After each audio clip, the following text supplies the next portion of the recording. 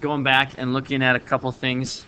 If I asked you something like f prime is positive, or asked what would be true if f prime was positive, what could you tell me? What could you tell me about the one above it, about f? It's increasing. So if you went down a couple to like the second derivative, if that's positive, what can you tell me about the one above it, f prime? It's increasing. And then go above that, if your slope is increasing from left to right, we end up having concavity up. And so we've kind of been looking from f to f prime to f double prime, trying to keep those in mind and how each one of those fits.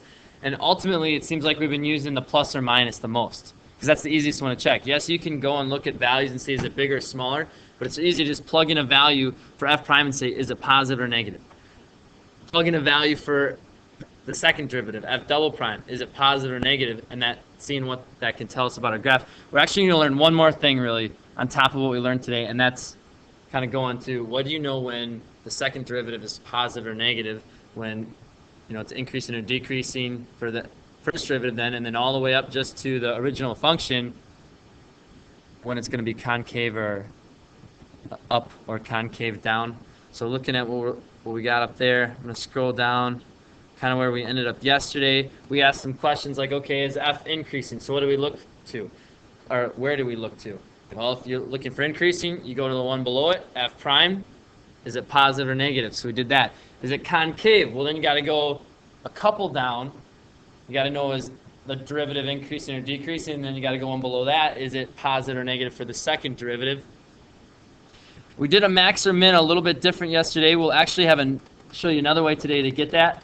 So we were kind of doing some of the things that we had done already just to kind of get a better grasp of it. And then we were to these points of inflection. Anybody remember yesterday what we said a point of inflection was? Kind of change it. Okay, by definition, it's when your second derivative is changing signs. And really, if you look over here, we drew this up on the chalkboard. We had that pictured. So maybe I'll draw that over here as well. Just, I don't know, because the coordinate, maybe somebody will want to see what we're talking about. A pretty typical example where, you have something going on, something seems kind of significant, but, it's not a max or it's not a min, it's not one of our extreme values. That's a point of inflection. And if you notice, at that particular point, the concavity changes. It's concave down, then it's concave up. So if you can find out where the concavity changes, you can find out where those points of inflection are. But without just looking at a graph, Rachel already said, how do you know when it's gonna change concavity? Well, you looked at positive and negative for that second derivative. So that's really what we're looking at here is when does the sign change for the second derivative, except all we have is f prime. So what are we looking at then? How is f prime going to tell us what's going on with the second derivative? All right, do you see where I have concave up here? F double prime is positive and negative. So we can look at f prime and say, is it increasing or decreasing? So here we have our concave up. So it's positive for the second derivative, increasing for the first derivative. Well, we can't really see the second derivative. So really what we're looking is, instead of looking at when the sign changes for the second derivative, all we're going to be able to do is say, when does it change from increasing to decreasing for your for your first derivative? So for a point of inflection, to make this as clear as possible as we go and do this, we have a sign change for our second derivative. All right, we've already kind of said by definition that's what's going to make it a point of inflection. But what does that mean for our first derivative, what we're looking at here? It's changing or changes from increasing to decreasing, or vice versa, or decreasing to increasing for our first derivative. So looking at that graph, Where is that graph increasing and then decreasing, or decreasing and then increasing? Where are those changes taking place?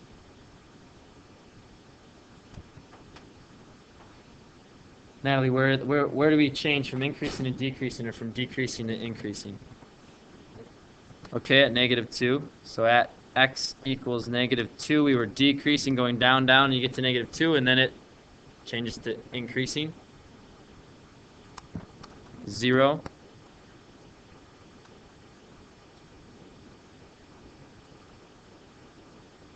Okay, here's what we're going to go to next. Maybe I'll let you guys figure this one out. What's significant about those points? For the one down, if you want to know if something's a point of inflection, it's changing concavity, increasing and decreasing, you just have the graph down. Really, what are we looking at then? What are we looking for? What happens when it changes from increasing to decreasing? Okay, it's going to be concave the same on both sides. So it could be like at point 2, or -2, it's concave up. At 0, it's concave down. From left to right, I guess you could say it's concave up and then concave down, but that could be, technically, depends on either point. It could be either one. Okay, you always have a tangent. You're saying tangent of 0. Okay, so yeah, more specifically, if your tangent line is 0 of that, then you know you're going to have a point of inflection. Well, what's the tangent line of the derivative, really? What's the tangent slope of the derivative? Isn't that the second derivative?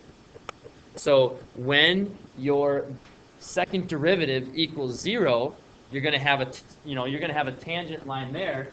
You're going to have a max or min for your first derivative, right? That's kind of what we're looking at. In this graph, -2 is a min. 0 is a max. We have at 3, we have a min.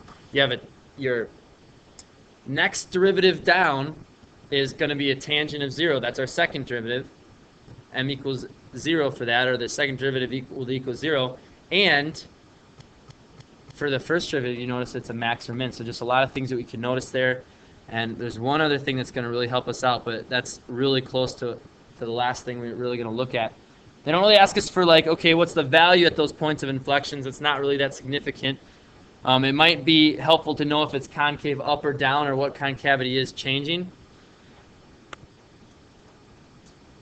Because last thing we're going to do is we're going to sketch a graph of f, which when we did C, we kind of already see when it's increasing and when it's decreasing.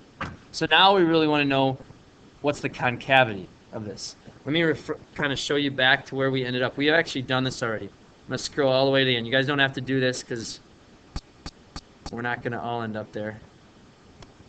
All right, you can do it, computer. All right. Remember doing this? We had the original graph. We went and looked at on each interval or each unit which points were increasing for f, which points were concave up or down, and then from that we were able to get kind of a guesstimate of what our original graph would look like. So that's kind of what we're talking more about again. And really we had enough information to do that a little while ago. We're just kind of looking even more significant, or making that inflection point where the concavity change is a little more significant. All right, so scroll back up here. Kind of look at what this would be. I'm going to, right below this, I think I'm going to make my graph so I can use what I already have for increasing and decreasing. We're going from -4 to +4. I'd recommend that if you guys are doing something like this in the homework, or I'm asking you to try something, put the graph like right below it. Maybe you remember when you used to do compound like inequalities, you do ands and ors and they'd overlap. It was always nice to do it above or below it.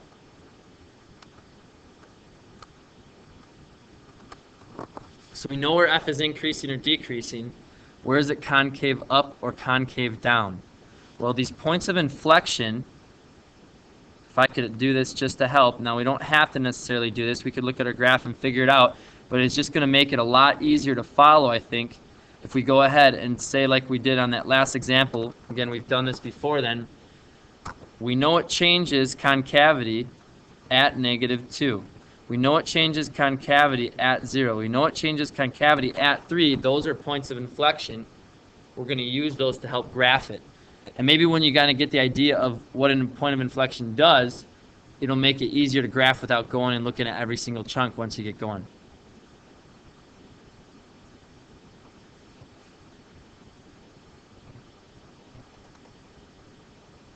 Go back up to F.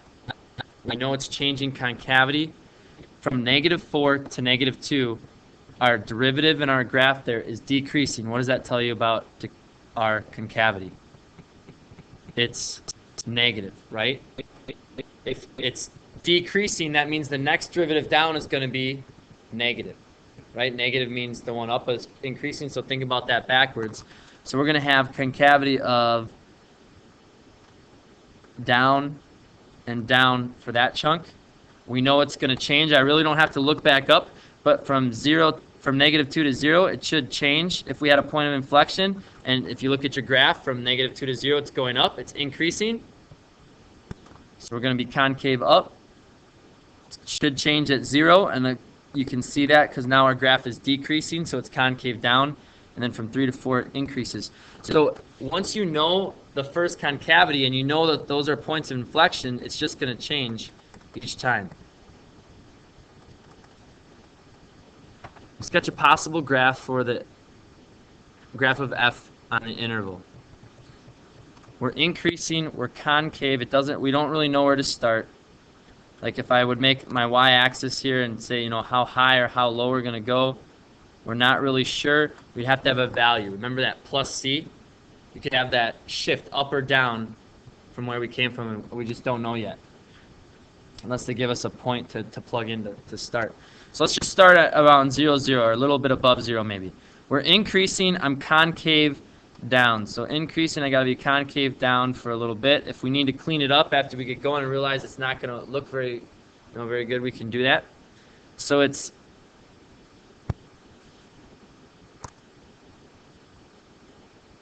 okay, how about increasing concave down? Which would look like what? Increasing concave down. Is that better?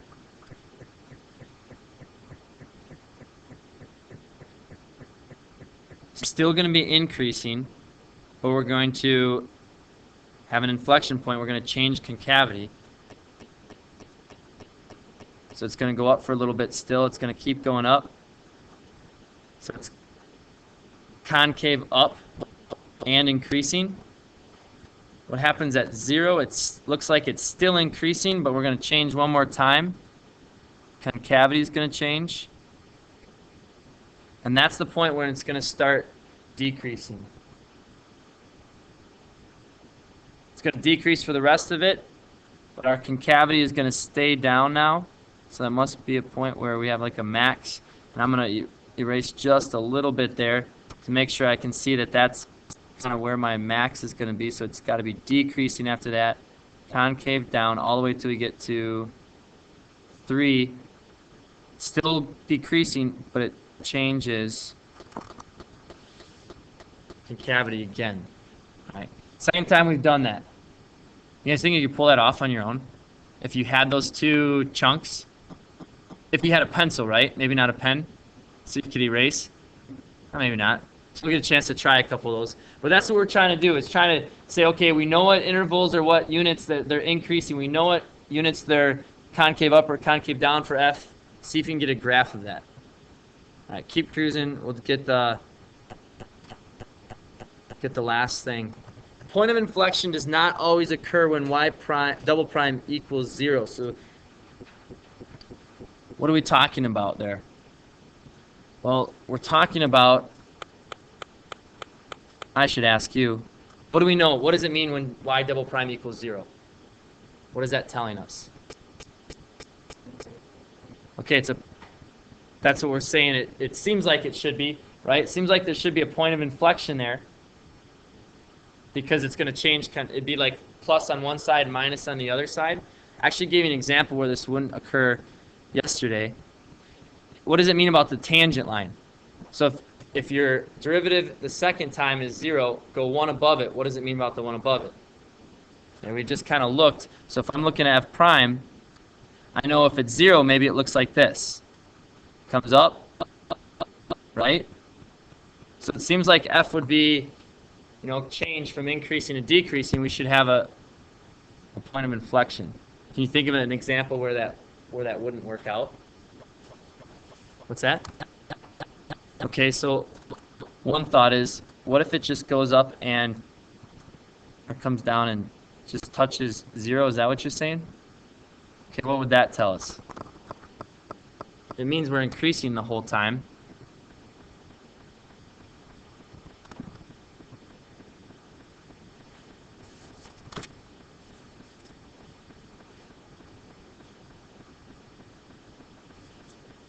Can you think of a time when it wouldn't have to change sign just because it was 0?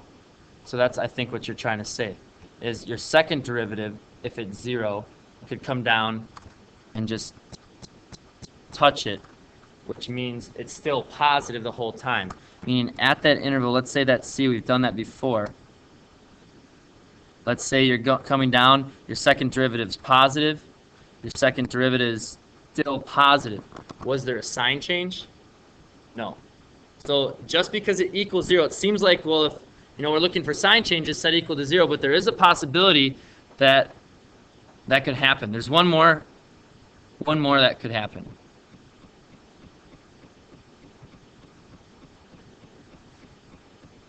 Your original graph might not exist there. So let's say we were graphing something, where the denominator was going to equal 0. I'm just going to do this off the side and I'll write these again. Really obvious. You could start off with something where x does not equal 0. Well, maybe whatever is on the top with that, we know x cannot equal 0. It simplifies. We still get a second derivative. It seems like we're going to have a point of inflection, but you go back to the original graph and maybe your original graph looks like it's a point of inflection, but it doesn't exist there. So that'd be a really easy picture to show you. There's a pretty typical graph of where a point of inflection would be, but we know that somehow or for whatever reason it doesn't exist. So maybe the derivative, the second derivative doesn't change. Why I was going to write an R. Change sign. I got a nice little picture of what that would look like here. Or maybe the original function at that point doesn't exist. So f doesn't exist at that value. And I got a nice little picture of that also, talking about y. Okay. Still though, we'll kind of use the same type of method. Gonna do this next one. We're gonna skip one and still trying to get through it. See if I can get through everything but that one in about a half an hour. We'll see if we can pull it off. Find the velocity and acceleration and describe the motion of the particle. So let's kind of do this in a chunk. We'll do the velocity in terms of t. Do the acceleration in terms of t. Maybe I'll make my graphs again on top of each other so we can see kind of where it's going to be concave up, where it's going to be concave down, where it's going to be increasing, where it's going to be decreasing, and then we'll try to describe that motion. Kind of an easy derivative to find. 6t squared, 28t. If I was going to find the second derivative of that, 12x, and I got x's and t's, so we'll stick with 1 here.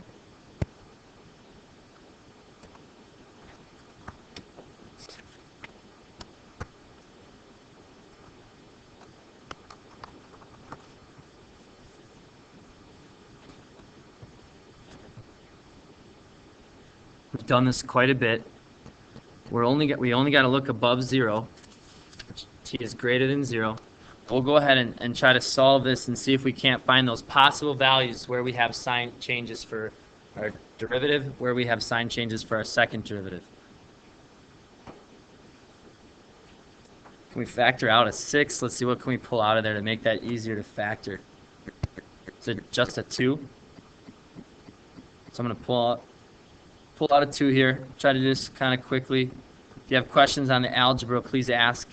But I'm going to find out where this equals 0. Again, not meaning we have to have a sign change there, but just that's where we'd possibly have one. So I'm going to set that equal to 0. The 2 wouldn't really give me a solution. Man, it's been a while since you factored something like this, maybe. Multiply those two, you get 33. I need 2 numbers. Play a little game. 2 numbers that multiply to get 33, add to get negative 14. Okay, 11 and 3. I'm going to replace the middle with a negative 11 and a negative 3. Doesn't matter what order you place it in. Maybe some of you guys are use charts now. I still am just in the habit of factoring this way because it's easier for kids to follow. And then factor by grouping.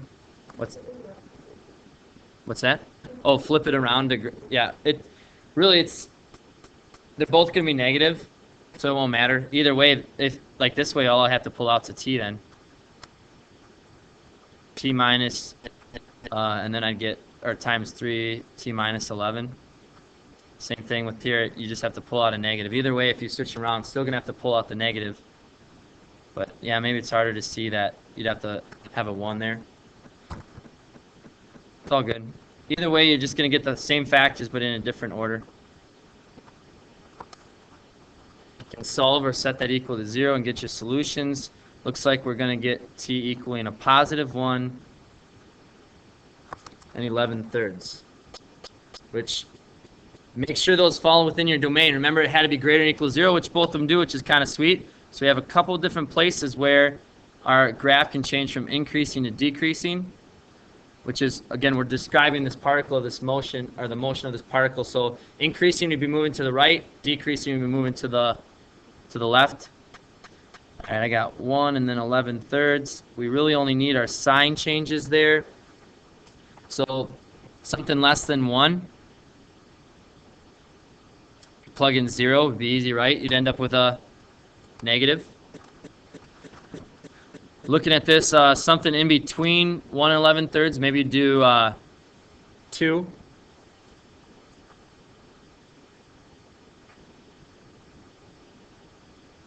Let me double check. I got positive last time. Why would I get positive? It changes at 0 again? No. Positive 1, 11/3, and then I got negative and then positive. Let me double check. All right, so if I plugged in something like 0.5, 5 to the 3rd. Go ahead and get those other signs for me. I'm gonna double check this real quick.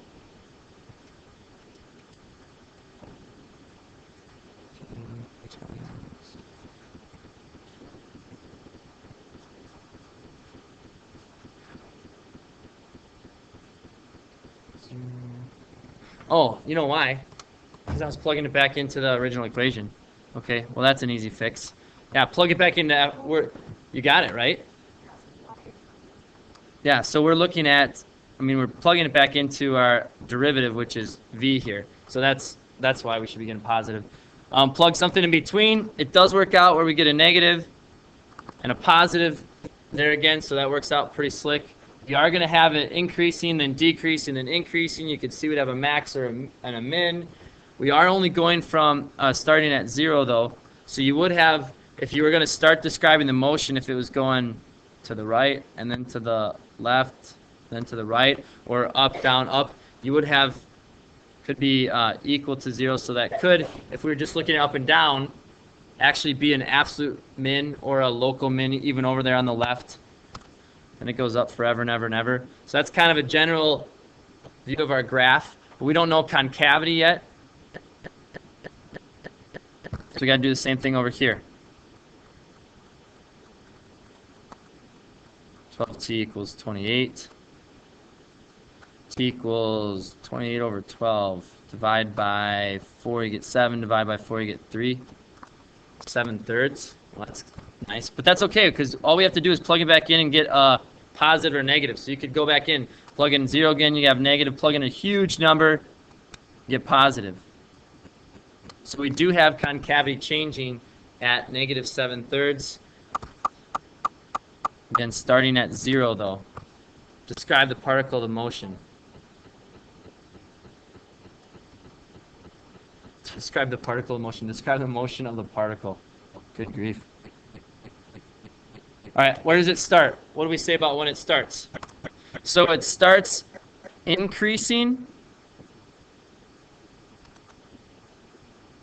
and concave down, or we could say moving to the left. For what interval?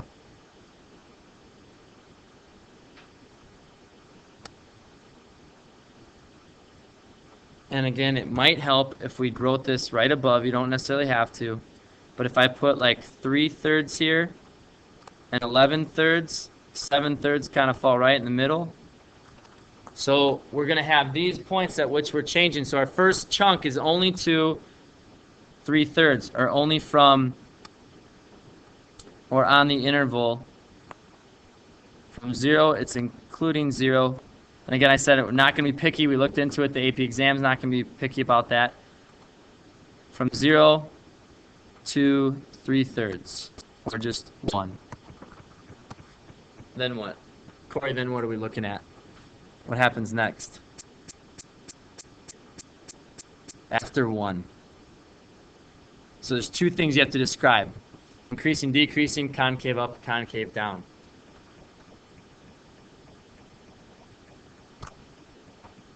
So on the interval from 1 to where are we headed? There's going to be another change at 7/3. So you need to describe the motion now from 1 to 7/3. Is it increasing or decreasing after 1? Decreasing, so we're decreasing. And from 1 to 7/3, what's our concavity? It hasn't changed yet, right? From 0 to 7/3, it's concave down for that whole chunk, so it's still concave down. You guys have an idea what concave down is describing? Increasing, we're going to the right. Decreasing, we're going to the left. What is concave down really saying?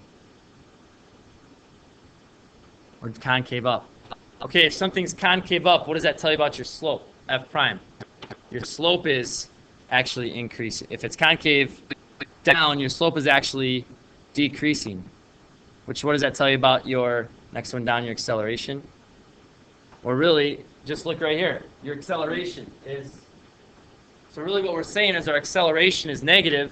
What we're saying is our velocity is positive. You can see that, how that kind of relates to some of these situations. All right, keep cruising from 7/3 to 11/3. Jacob, what are we doing from 7/3 to 11/3?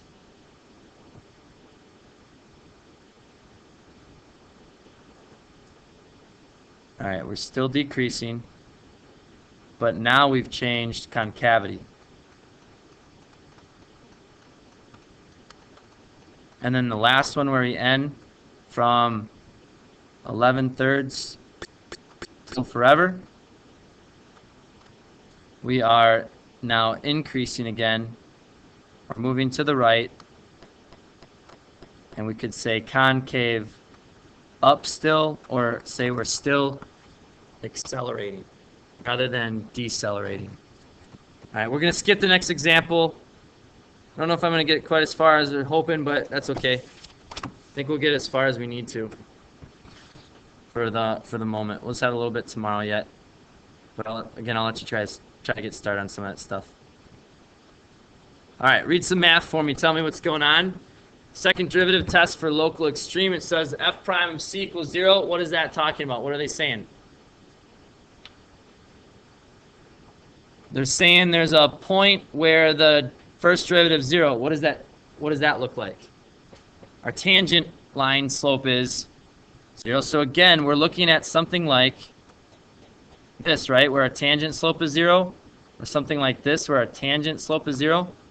So it's saying if that's true, and the second derivative at that point is less than 0, so that doesn't equal 0, but it's less than 0. What does that tell you that the second derivative is? Okay, less than 0 is saying negative, right? So what do we know if the second derivative is negative? It's a max. Well, that's what it says. Why would we know that's a max? Okay, well, we know it's a max or min probably if our derivative is equal to 0. But why does it tell us specifically a max if our second derivative is less than 0 and not a min? Okay, because of this shape, right? So because it's concave which way if it's less than 0? Down. So which one of those pictures is concave down? The one on the right. So this is basically, this first one is describing that situation.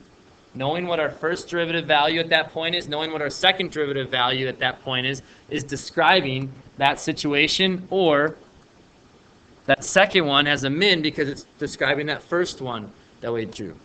Does that make sense? So this is pretty sweet.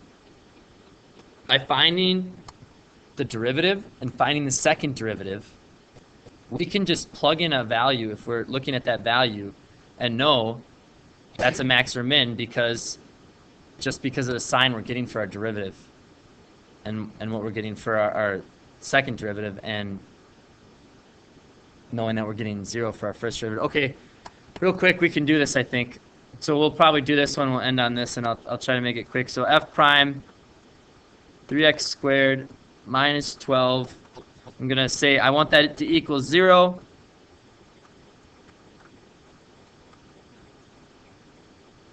That's where I'm going to have a possible max or min. So we got 3x squared equals 12, or x squared equals 4. X is plus or minus 2. And so what we've been doing is we've been going and finding, like, on this chart, is it positive below that? Is it negative below that? You know, is it increasing and decreasing? Really what we're saying now is, rather than go through, I'm just going to show you what we've been doing. Rather than going through and doing the same thing and find, okay, it's increasing, then decreasing, then increasing, so it's going to have a max and then a min. All you have to do is plug this into the second derivative, which,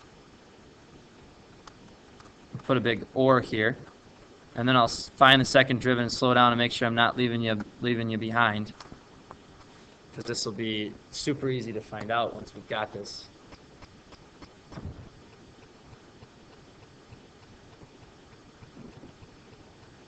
Yeah. Down or up?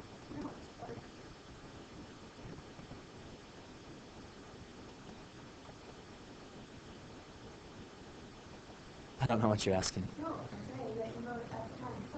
Oh, I got you. I want F double prime. Thank you. We good? We caught up? Does anybody know what we're about to do instead of checking that chart? So look at what we're just going to plug it in. We know that we have these possible maxes or mins at -2 and +2. If our second derivative doesn't equal 0, if we have a positive or negative, we'll just be able to tell if it's concave up, if it's concave down, if it's a max. So I'm going to take f double prime of -2. You get -12. F double prime of 2, you get not 12, that's right, okay. +12, which this tells you it's a negative, so it's concave down. Positive, it's concave up. Put those two together. You know you have a tangent slope at -2 of 0, and it's concave down. You have a max or a min. You have a max. Concave down, approaching a tangent slope of 0. So we'd be able to say there's a local max. We can figure out what that is. I'm just going to give it to you. If you plug it in, you get 11 at x equals -2. Because I'm looking, now that I'm recording this thing, I can see how long I've been going. 33 minutes, 34 minutes I'm going on here. Local min is, yeah, so what am I plugging in? Where do we get 11 from? How do you know what your maximum value is? We're looking at the maximum value of f. So you got to plug it all the way back into f. And maybe I could do that. And usually I do that right here. I'd say, okay, I've got these values. F of -2 equals 11. F of +2 equals -21. So I know what those values are going to be. Just trying to figure out, is it a max? Is it indeed a max or a min? And you can find that out by looking at your second derivative, which still a lot of stuff we did today pretty similar to what we've been doing, right? Just looking at it and continuing to kind of see what we can see about how they relate to one another. And I don't really know if we've done too many new things or too much that we hadn't already talked about, but just give you more chance for your brain to process a lot of that stuff. You guys want to ask a question? Just try some. I mean, I know I'm not giving you a lot of time. I'm giving you like 10 minutes. but see what you can get done. Tomorrow, do a couple examples. That's all we got left is just that one example below that kind of is an overview of what we've done. I don't know if I will go back and do the stats one. I have it done here. I could just, maybe I can do it if I can figure out a way to do it just real quick. Maybe I'll plug it in the calculator and just have it done and show you the answer and just show you what it would, just show you the answer. I could do that pretty quick. But then the rest of the time tomorrow, I'll take questions on the homework. I'll let you work on the homework. And if you're done with all that homework, I'll even give you your take-home quiz and let you start on it so you don't have to take it home. So, okay. With that, I'll stop talking.